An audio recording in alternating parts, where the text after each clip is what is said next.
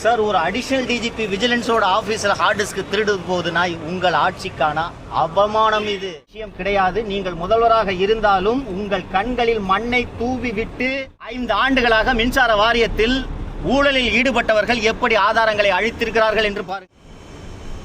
அப்படி இருக்கும்போது இது போன்ற தவறுகளை நடக்காமல் தடுப்பதற்கு நீங்கள் இரும்பு கரத்தை எடுத்து பயன்படுத்த வேண்டும் என்பதை நான் முதல்வர் அவர்களுக்கு கோரிக்கையாக வைக்கிறேன். அரசு இயந்திரத்தில் ஊழல் புறையோடி போய்த்தான் இருக்கும். ஆனால் ஒரு ஆட்சியாளர் மனது வைத்தால் அதை சரி செய்ய முடியும். நீங்கள் சரி செய்வீர்கள் என்ற நம்பிக்கை எனக்கு இருக்கிறது.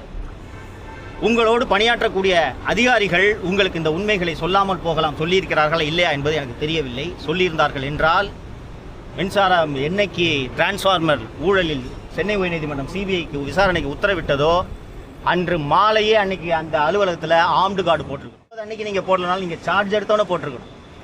ஏனென்றால் நடைபெற்ற ஊழலுக்கான ஆதாரங்கள் அத்தனையும் அந்த NPKRR மாளிகை, நடிப்பிசை புலவர் KR ராமசாமி மாளிகையில் தான் இருக்கிறது.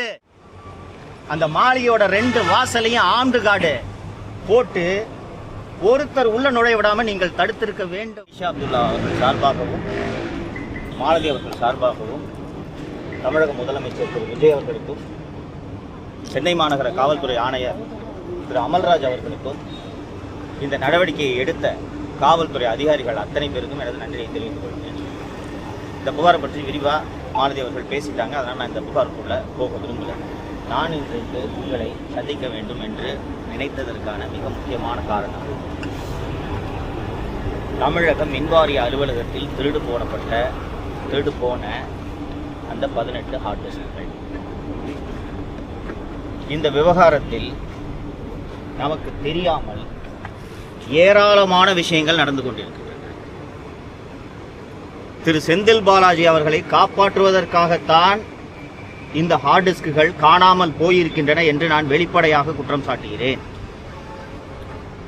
நண்பர்களே, கடந்த 30 ஏப்ரல் 2026 அன்று மாண்புமிகு சென்னை உயர்நீதிமன்றம் டிரான்ஸ்ஃபார்மர் கொள்முதல் விவகாரத்தில் மத்திய புலனாய்வு முகமையான சென்ட்ரல் பியூரோ ஆஃப் இன்வெஸ்டிகேஷன் விசாரணை நடைபெற வேண்டும் என்று உத்தரவிட்டது. ஒரு ஹைகோர்ட்டு டக்குன்னு எடுத்தோடனே நீங்கள் இன்றைக்கி பெட்டிஷன் போட்டவுடனே டக்குன்னு சிபிஐ இன்வெஸ்டிகேஷன்லாம் போட மாட்டாங்க.